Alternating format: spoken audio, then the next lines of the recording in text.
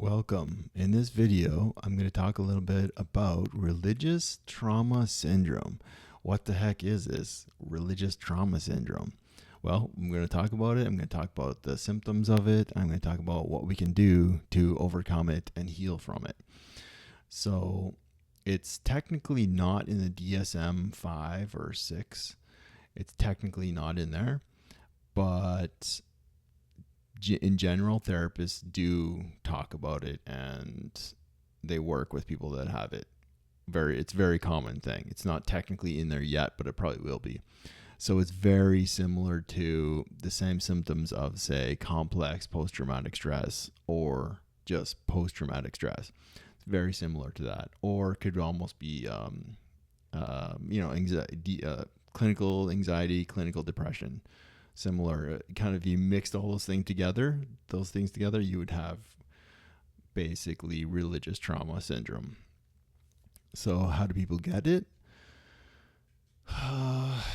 It's usually from people that leave or are raised in or partake in very fear-based, dogmatic religions. And the more fear-based and the more dogmatic and the more oppressive and the more brutally strict these cults, religions, sects, the more isolated they are and the more strict and more fear-based they are, more shaming-based, the more likelihood of someone developing this condition, or it's more like a trauma. It's like a post-traumatic trauma. The more likelihood of they are developing this. And of course, it's when people leave the religion and the groups that they notice.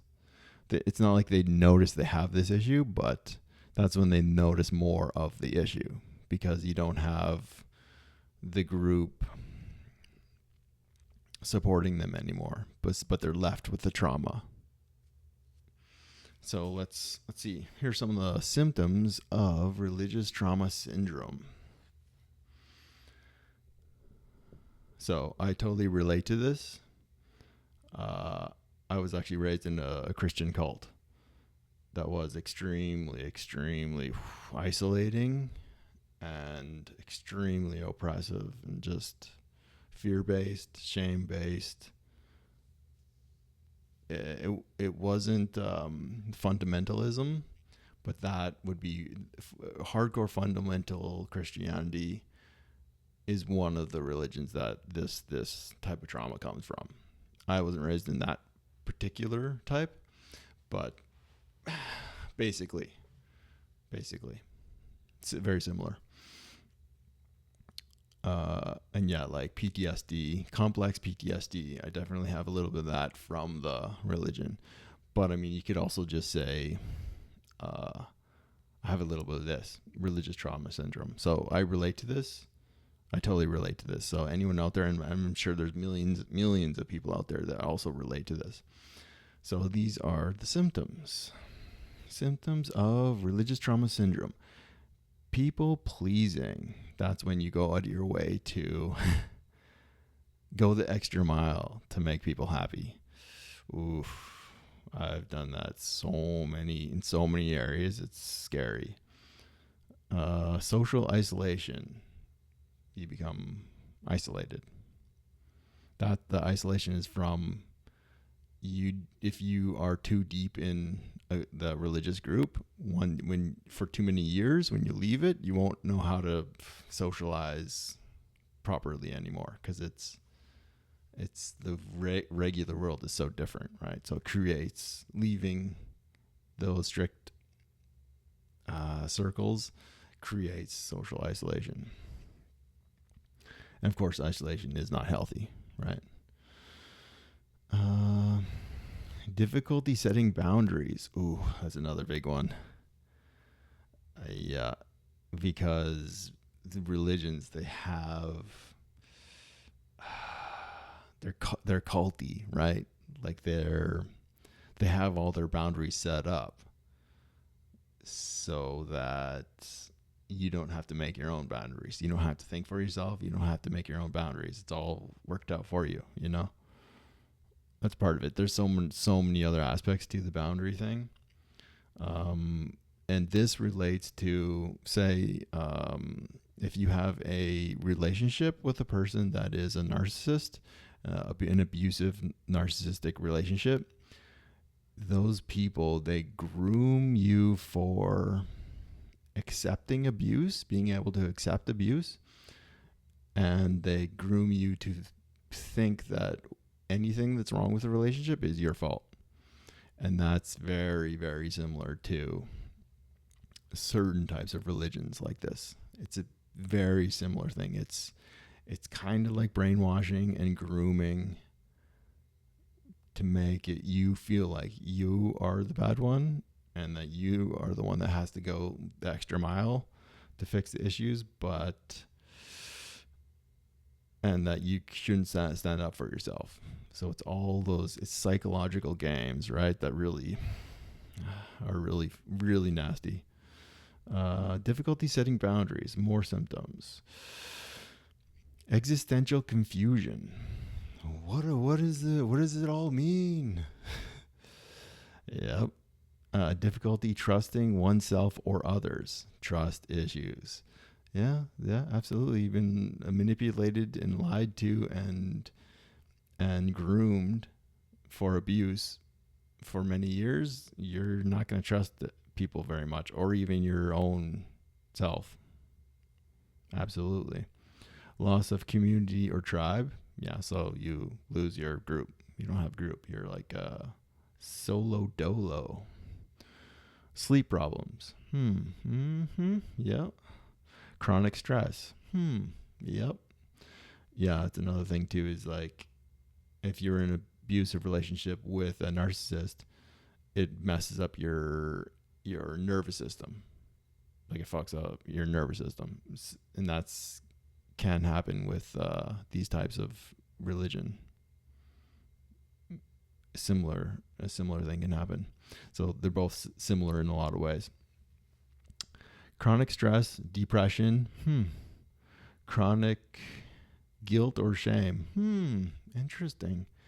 If it's like shoved down your throat that you're evil for your whole life, and then you feel ashamed of everything for no reason whatsoever. It's just shame is just there. It's like it's just in you, just lives in you. It's because it was put in there. It was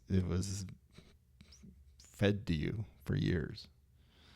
Chronic shame or guilt. Interesting. Anxiety or panic attacks. Yep. Whew. Feeling like the bad one or unworthy. Yep, that's shame. Or it's like, yeah, you feel like you're the problem because you were told that for, it was shoved down your throat when it's actually not the issue. The cult was the issue. Cults always blame the individual. If they have a problem with the group, they're like, oh no, there's nothing wrong with the group. It's you. It's manipulation. It's gaslighting. It's always turning things back on you, and then you have enough of that for enough years, and then it just sticks. Like you think it's always your fault. Confusion about identity, values, or purpose. Yep, absolutely. Because certain religions, their own identity structures and values and purpose are so drilled into you for so long that if you ever leave, then you're like, I'm missing all those things. And then you have to like try to find them. So yeah, it can mess you up. That's one thing that's really interesting with early like Hinduism, is that I don't know if it's as true now, but in the past, more distant past, when with school and children there, they would teach them to identify with everything, the whole cosmos, before they'd even like teach them religion at all. Identify yourself. You are the same as the entire cosmos, billions and millions of galaxies and stars. And they would teach them this.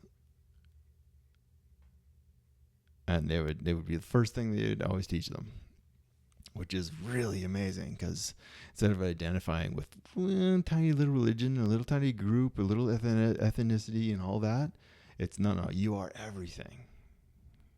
Very cool. Very cool. Okay, so what can we do about once you have a condition like this, or you have a bit of it? Some people have like a little bit of it. Some people have a lot. Depends on the person. Depends on their life. But what can we do about it? Can we do anything about it? Can we heal from that? Can we turn it around? Can you change? Can you heal the subconscious, trauma in the subconscious and your nervous system and in your body? They say that trauma gets stuck in the body, in the fascia of your body, and also in the scar tissue of your body. And of course, the subconscious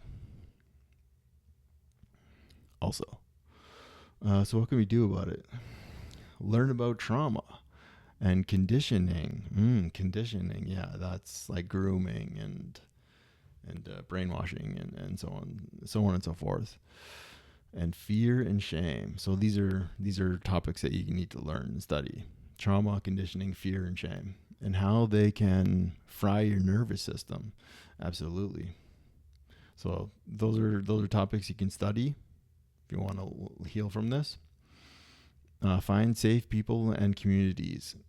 Yeah, so that's another thing. If you find healthy, safe, keep people in communities and groups.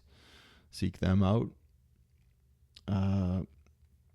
Seek therapy. Rebuild trust, the ability to trust. Reduce isolation. Yeah, so these are all great tips. Work on nervous system regulation. So what can help your nervous system regulate better, heal better? Meditation, breath work, exercise, nature. Yeah, spending time in nature. They say the essential oils that the trees release actually have a scientifically proven effect on your nervous system, or it calms the nervous system. So that's cool. I'm sure that the fresh air and sunlight and the grounding, touching the earth, all those things will heal a broken nervous system. Absolutely. Journaling, yeah, because that's like the subconscious sort of. Yoga, yeah, because that's physical yoga. I mean, yoga, saying the word yoga, you can mean 100 different things, but we'll say Western yoga, which is bending a lot, sometimes breath work, and bending a lot loosens the fascia, and your trauma gets stuck in the fascia. That's why yoga is amazing for trauma. There's other reasons too, because it's like meditation and breath work are good for the healing the subconscious. Therapy, of course. Shadow work is key. So that one I wrote. I was like, I gotta add this shadow work. And it's like, if you've never done shadow work, you're always like, oh yeah, people say shadow, gotta work on the shadow work, work on the shadow, work on the subconscious, the darkness in the subconscious, whatever that means. And what it means is just everyone has a lot going on in their subconscious that you don't have access to. So whatever is backed up in there, or stuck, or traumatized, or baggage, all of that is shadow work. And why is it shadow work? Because it's in your subconscious and you can't see it. It's like you're blind to it, so it's in the shadows. So any therapy, anything that works with and on the subconscious is technically shadow work. I recently stumbled upon a type of shadow work that is just absolutely amazing. Absolutely amazing, where you can actually literally talk to your nervous system and the subconscious. Insane. Incredible. It's called what's it called?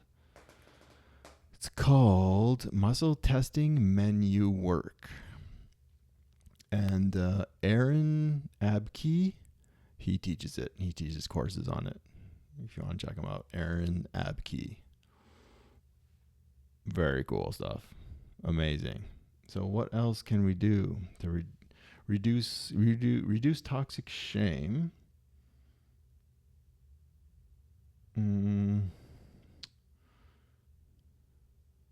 Right. Feeling that you are fundamentally bad or to blame for other people's failings. Oof. Yeah, that's kind of like people pleasing. It's like when other people are really, really dropping the ball and failing at their stuff, they'll project that onto you and be like, no, you're the bad one. And then you be like, okay, I'll go along with that because of the years of indoctrination of shame and blame and guilt.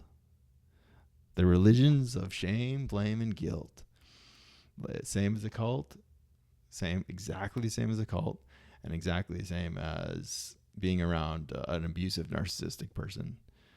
You'll get groomed in that way with each of those three things: hardcore religions, cults, and abusive narcissistic abuse relationships or psychopath relationships. Yeah. They'll be failing brutally, but it'll be your fault, and they'll groom you to accept it or believe it. That's like gaslighting, right? Oh, nasty, nasty, nasty.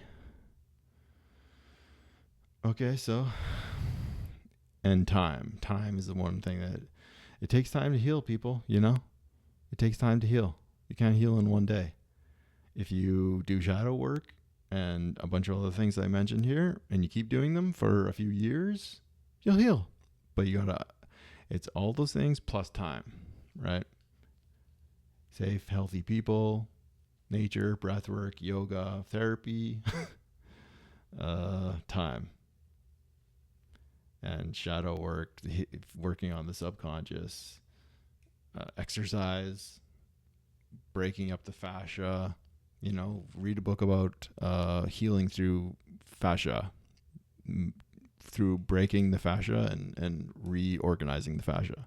That's amazing, huge for trauma, and yoga is good for that too. It's one of the main things for fascia.